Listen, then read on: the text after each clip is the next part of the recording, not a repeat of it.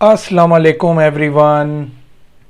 एक नई वीडियो के साथ आपके सामने हाजिर हैं और जैसा कि आप लोग सीख ही रहे होंगे पिछली वीडियोस से भी कि हम कौन एक एक करके आप जो है वो टूल बार से वो टूल सीखते जा रहे हैं और आज भी इसी तरह मैं कुछ नए टूल्स लेकर आया हूं। जो रिमेनिंग टूल्स हैं, कुछ टूल बच चुके हैं इसके बेसिक टूल्स में थे फ़ोटोशॉप की, तो आज भी इसी तरीके का एक और टूल मैं आप लोगों के सामने लेकर आया हूं जिसका नाम है क्लोन स्टैम्प टूल।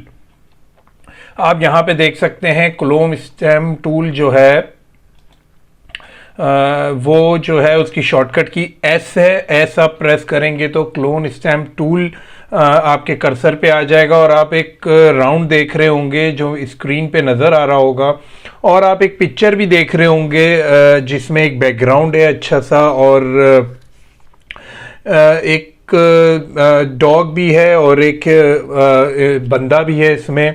तो ये है कि आप ये पिक्चर पे जो है क्लोन स्टैम्प टूल अगर आप नाम से देखें तो आपको लगेगा कि क्लोन मतलब कि डुप्लीकेट या कॉपी करना। तो आप बिल्कुल सही समझ रहे हैं कि ये इसका काम है, ये एज इट इज़ किसी ऑब्जेक्ट को या किसी ह्यूमन को या एनिमल को या प्लांट को जो है आप एग्जैक्टली उसको क्लोन कर सकते हैं और उसको तस्वीर से हटा भी सकते हैं। यानी इस तस्वीर में हम आपको दो काम मैं करके दिखाऊंगा आपको। एक तो ये कि अगर इस तस्वीर को आपको चाहिए विदाउट ये जो डॉग है और विदाउट ह्यूमन के, अगर आपको ये तस्वीर चाहिए तो फिर मैं कैसे इसको गायब करूंगा। और अगर आपको इनकी प्लेसमेंट चेंज करनी है, मतलब कि ये मिडिल में है और इनको थोड़ा राइट साइड पे करना है या इनको थोड़ा लेफ्ट साइड पे करना है, तो वो भी मैं आपको दिखाऊंगा कि क्लोन स्टैम्प टूल कितनी आसानी से जो है वो इनको क्लोन करेगा और इसको आप दूसरी जगह पे प्लेस कर सकते हैं। तो चलिए हम स्टार्ट करते हैं अपना क्लोन स्टैम्प टूल। सबसे पहले हमारे बैकग्राउंड पे ये पिक्चर है, आप देख सकते हैं यहाँ पे राइट साइड पे। अब मैं सबसे पहले जो है वो मैं इसकी कॉपी ले लूँगा, कंट्रोल जे से इसकी कॉपी आ जाएगी। हमने एक इसकी कॉपी ले ली है। अब मैं इस पे काम करना शुरू करूंगा। बड़े गौर से देखिएगा, बड़ा इंटरेस्टिंग टूल है और ये और भी जगहों पे काफ़ी पिक्चर्स में और काफ़ी जगह क्लोनिंग के काम आता है। जहाँ जहाँ आपको ज़रूरत होती है पैचेस लगाने की या एक जगह से दूसरी जगह पे कोई भी ऑब्जेक्ट या पर्सन आपको अगर क्लोन करना हो तो आप किस तरीके से कर सकते हैं।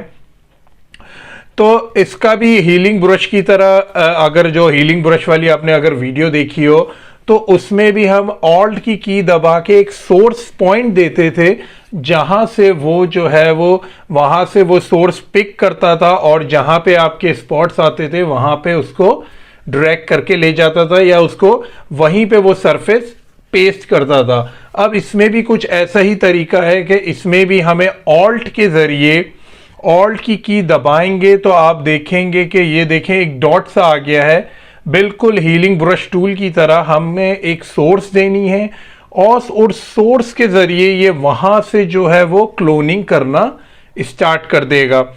तो अगर सबसे पहले इनको ऑब्जेक्ट को जो है जो हमारे स्क्रीन पे नजर आ रहा हो, हमें सिर्फ ये व्यू चाहिए, सीनरी चाहिए और हमें कोई भी ह्यूमन या एनिमल जो है इस पिक्चर में नहीं चाहिए। तो सबसे पहले मैं ये करूंगा, हमें वो सोर्स देनी है जहां आपको वो सोर्स उठानी है जहां पे सिर्फ क्लियर ग्राउंड हो या जो भी उससे मिलती जुलती चीज हो, ताकि वो उसको क्लोन कर सके, बिल्कुल गायब कर सके उसको और हमें बिल्कुल क्लियर व्यू नजर आ सके। तो यहां पे आप देखें कि यहां पे ग्रास है और ब्रैकेट के टूल मैंने आपको बताए थे कि लार्ज ब्रैकेट अगर लेफ्ट साइड वाला प्रेस करेंगे तो ये शॉर्ट होगा इसका डायमीटर, और अगर लार्ज ब्रैकेट राइट साइड वाला प्रेस करेंगे तो इसका डायमीटर बड़ा होगा।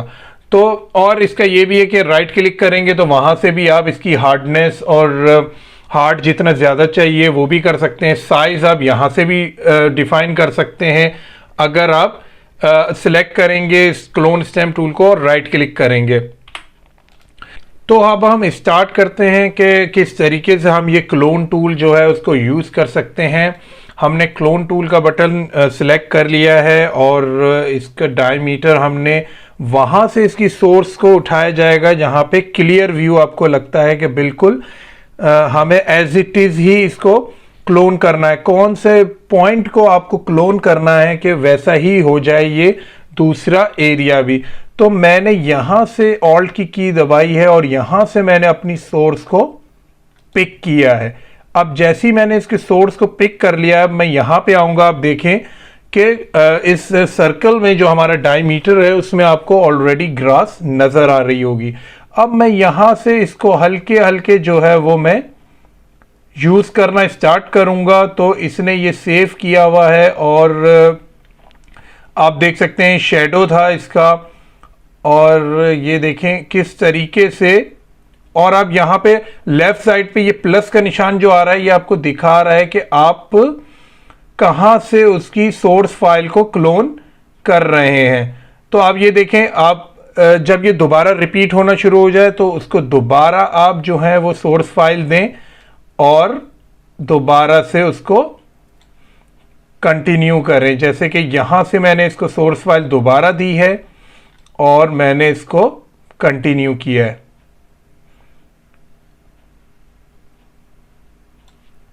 और अब देखें कितनी आसानी से, बिल्कुल भी आपको पता नहीं चलेगा कितनी आसानी से हमने जो है वो अपने जो भी वो एनिमल और जो भी बंदा था जो उसको कितनी आसानी से हमने जो है वो वैनिश कर दिया, यानी गायब कर दिया है। और बिना अब कोई इस तस्वीर को देखेगा तो वो बता नहीं सकता है कि वो ऑब्जेक्ट वहाँ पर थे या नहीं थे। तो इसी तरह एक तो क्लोन टूल का ये काम है कि किस तरीके से हम जो हमें पिक्चर हो गई, हमें उसमें कोई चीज़ पसंद नहीं है या डिस्टर्ब कर रही है कोई चीज़, या व्यू को ख़राब कर रही है, या आप चाहते हैं कि वो चीज़ वहाँ पे ना हो कहीं और हो, तो मैं उसका भी तरीका आपको बताता हूँ। अभी आपने देख लिया कि किस तरीके से हमने उनको गायब किया है। अब मैं दोबारा से इस लेयर को डिलीट कर रहा हूँ, दोबारा से ये ओरिजिनल पिक्चर पे आ गए। मैं इसकी दोबारा से कॉपी लूँगा। अब मैं चाह रहा हूं कि जो डॉग और ये जो बंदा है, अब मैं इसकी थोड़ी पोजीशनिंग चेंज करना चाह रहा हूं। ये थोड़ा राइट साइड पे रहे, मुझे ये लेफ्ट साइड पे यहां पे मुझे चाहिए इसको, मुझे यहां पे नहीं चाहिए, मुझे इस थोड़ा लेफ्ट साइड पे चाहिए। तो सबसे पहले मैं क्या करूंगा, अब देखिए बिल्कुल इसके बॉटम से मैं जो है वो इसकी सिलेक्शन दूंगा और ये देखें मैंने इसकी बॉटम से इसकी सिलेक्शन दे दी है। और अब मैं थोड़ा लेफ्ट साइड पे आ जाऊंगा। आपको देखना पड़ेगा कि उसकी जो अलाइनमेंट चेंज ना हो, वरना ये कि बैकग्राउंड भी ख़राब हो सकता है आपका। तो मैं रखूंगा यहीं पर ही उसकी अलाइनमेंट, लेकिन ये है कि मैं लेफ्ट साइड पे ले आऊँगा उसको और मैं यहाँ पे इसको बनाना शुरू करूँगा। मैंने माउस का बटन आपको छोड़ना नहीं है, माउस के बटन से वो रिकॉर्ड हुई हुई है उसकी सोर्स फाइल, और मैंने यहाँ पर जो है वो, और वो आपको राइट साइड पे प्लस का निशान दिखा भी रहा है कि मेरी सोर्स फाइल कौन सी है और मैं कहाँ से रिकॉर्ड करके इसको बना रहा हूँ। और अब ये देख सकते हैं आप कि कितनी इजीली उसने इस तरीके से जो है वो, हाँ, अगर आपको लगता है कि शायद आपने ज़्यादा कॉपी कर ली है तो इसका एक और आसान तरीका है, आप अपनी बैकग्राउंड लेयर को हाइड करेंगे। ये आई का निशान है, इससे ये आपकी ओरिजिनल लेयर है और ये लेयर 1 जो है हमने कॉपी ली हुई है। अगर आप ओरिजिनल लेयर को हाइड करेंगे और लेयर 1 को देखेंगे अगर आप, तो ये कि अभी ये करंट लेयर पे काम कर रहा है। यहाँ पे अगर ऊपर आप ऑप्शन देखेंगे, इसको ऑल लेयर्स कर देंगे तो ये होगा कि फिर ये ऑल लेयर्स पे भी काम करेगा। अभी सिर्फ लेयर 1 पे काम कर रहा है। अगर इसको आप ऊपर से ऑप्शन को ऑल लेयर्स कर देंगे तो फिर ये आपकी ऑल लेयर्स पे भी काम कर, ये देखिए ये एक अलग से ऑब्जेक्ट बन चुका है। अब मैं इसको हाइड भी कर सकता हूं, इसको शो भी कर सकता हूं। तो इससे आपकी बैकग्राउंड पे कोई फर्क नहीं पड़ा, आपकी ओरिजिनल लेयर वैसी ही है, लेकिन आपकी जो लेयर 1 है वो जो है बिल्कुल अलग से बन चुकी है। बिल्कुल लेयर 1 जो है आपकी वो एक अलग से आपका एक और समझ लें कि एक ऑब्जेक्ट बन चुकी है, आप इसको कभी भी हाइड कर सकते हैं। तो ये है क्वालिटी इस टूल की कि कितनी आसानी से ये इसको रिपीट कर देता है, क्लोन कर देता है।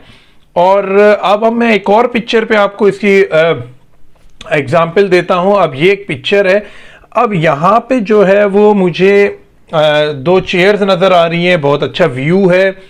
अब मुझे ये जो चेयर्स हैं, ये दो चेयर मुझे राइट साइड पे भी चाहिए, सिर्फ लेफ्ट साइड पे नहीं चाहिए।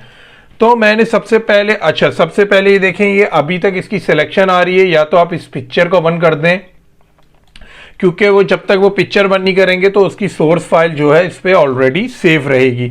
अब देखें कोई पिक्चर नहीं आ रही, अब हम क्लिक करेंगे तो वो बोलेगा ऑल्ट की प्रेस करें और दोबारा से सोर्स डिफाइन करें। तो अब हमने यहाँ पे कंट्रोल जे से एक और इसकी लेयर की कॉपी ले रही है, ऊपर ऑल लेयर्स पे काम होगा। अब हम देखेंगे कि हमें सोर्स फाइल लेनी है इसमें से भी, और कहां से हमें ड्रॉ करना है। तो अब दोबारा से हम इसके क्लोन टूल ले लेते हैं और इसकी सोर्स फाइल जो है हम बिल्कुल इसको ग्राउंड से, मैंने ऑल्ट की प्रेस की है, इसको ग्राउंड से लिया है और अब हम यहां से ड्रॉ करना स्टार्ट करेंगे, बिल्कुल वैसे ही जैसे मैंने उधर ड्रॉ करना स्टार्ट किया था, बिल्कुल एज इट इज आप यहां पे भी करेंगे ड्रॉ। थोड़ी बहुत जो चेंजेस आ जाती हैं बैकग्राउंड में, और जो पीछे का व्यू है उसमें चेंजेस आएंगी, तो वो हम दोबारा से उसको सही कर सकते हैं। पहले आप सिर्फ अपनी जो आपने क्लोन किया हुआ है ऑब्जेक्ट, उसको पहले आप पूरा ड्रॉ कर लेंगे। और ये देखें हमने ड्रॉ कर लिया है, और फिर जो इसके सब मसले होंगे वो हम दोबारा से सॉल्व कर सकते हैं। तो ये कि ऐसा ना लगे कि ये फेक है, तो इसको पूरी तरीके से ड्रॉ कीजिएगा। ये देखें बादल मैंने इसलिए बना दिए ताकि ये फेक ना लगे। और अब आप देख सकते हैं कि कितनी आसानी से हमने लेफ्ट साइड पे जो दो चेयर्स थी उसको राइट साइड पे कर दिया है। तो इसी तरह आप चेयर को गायब भी कर सकते हैं, जैसे मैंने आपको बताया। आप ब्लैंक जगह से उसका सोर्स फाइल पिक करें और आप इस चेयर को गायब भी कर सकते हैं। और आप ये देख रहे हैं कि बैकग्राउंड लेयर हमारी एज इट इज ही है, और ये हमारी एक अलग से लेयर बन चुकी है। तो आप देख रहे हैं कि ये फेक नहीं लगेगा आपको, क्योंकि हमने बार बार कोई रोटेशन नहीं दी है या बार बार रिपीटेशन नहीं की है। ये एज इट इज आपको नेचुरल लगेगा। तो और यहां से आप इसकी साइज और हार्डनेस भी चेक कर सकते हैं, जो भी इस टूल के प्रॉपर्टीज हैं। तो ये काफ़ी अच्छी प्रॉपर्टी है कि ऑब्जेक्ट आप वहाँ पे क्लोन भी कर सकते हैं और उसको वैनिश भी कर सकते हैं, यानी गायब भी कर सकते हैं। तो ये काफ़ी इंटरेस्टिंग टूल है, इसको ट्राई कीजिएगा। अब जो दूसरा टूल मैं आज बताने जा रहा हूँ आपको, वो है ब्रश टूल। ब्रश टूल के लिए हम एक न्यू फाइल ले लेते हैं, ऐसी रैंडमली हमने न्यू फाइल ले ली है। और ब्रश टूल भी काफ़ी इम्पॉर्टेंट टूल है फोटोशॉप का। काम ये भी वैसे ही करता है, इसमें भी देखें आप एक कर्सर पे राउंड है और इसका भी डायमीटर आप ब्रैकेट के बटन से बड़ा या छोटा कर सकते हैं।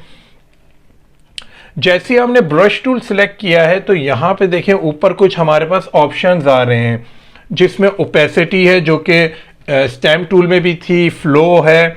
ओपेसिटी का मतलब कितनी ज़्यादा आपको, यानी वो थोड़ा सा आपको कभी कभार लाइट ऑब्जेक्ट चाहिए होता है तो ओपेसिटी से आप कंट्रोल कर सकते हैं, या बिल्कुल एज इट इज ही चाहिए जैसा आपने क्लोन किया है। फ्लो होता है, फ्लो भी ये होता है कि मैं आपको दिखाता हूं, जैसे मैं एक आपको न्यू लेयर पे दिखा देता हूं। जैसे लेयर है, हमने ब्रश टूल सिलेक्ट किया हुआ है, अब हमने इसका फ्लो जो है वो रखा है 50%। और ये देखिए 50% पे ऐसा फ्लो है इसका। अब मैं इसको कर देता हूं 100%। ये देखें, तो आपको वाज़े फ़र्क नज़र आ जाएगा। जितना फ्लो आप कम करते रहेंगे उतना लाइटेंड होता जाएगा, थोड़ा सा ब्लरी भी होता जाएगा। और ये हमारे ब्रश पे डिपेंड भी करता है कि हमने कौन सा ब्रश सेलेक्ट किया हुआ है।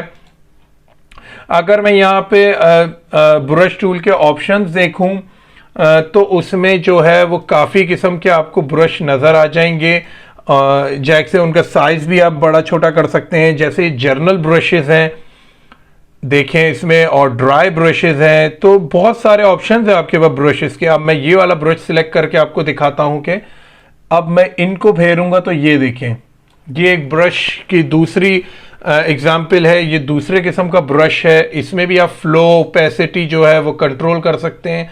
अब मैंने फ्लो बहुत ही लाइट कर दिया है तो ये देखें, और ओपेसिटी भी ये है कि उसकी भी ओपेसिटी आप अगर लाइट कर दें तो ये देखें, ये है वही ब्रश लेकिन काम कितने तरीके से कर सकता है यानी उसकी ओपेसिटी आप कंट्रोल कर सकते हैं, उसका फ्लो आप कंट्रोल कर सकते हैं। यहाँ पे स्मूथनिंग का भी ऑप्शन है, वो आप इंक्रीज कर सकते हैं। यहाँ पे एंगल्स भी हैं इसके, अगर आप माइनस या प्लस में एंगल देना चाहें कि किस एंगल में चाहिए आपको, तो उसको भी आप कंट्रोल कर सकते हैं। अब मैं यहाँ पे ओपेसिटी फुल कर देता हूँ, फ्लो भी फुल कर देता हूँ। जो नेचुरल उसकी वो थी स्मूथनेस 0 हो गई, एंगल भी 0 हो गया है। सही है। अब मैं आपने देखे कि ब्रशेस के बहुत सारे ऑप्शंस आपको इसमें मिल जाएंगे। इसमें जर्नल ब्रशेस हैं, इसमें ड्राई मीडिया ब्रशेस हैं, उसके अलावा वेट मीडिया ब्रशेस हैं, और बहुत सारे आपको ऑप्शन मिल जाएंगे ब्रशेस के।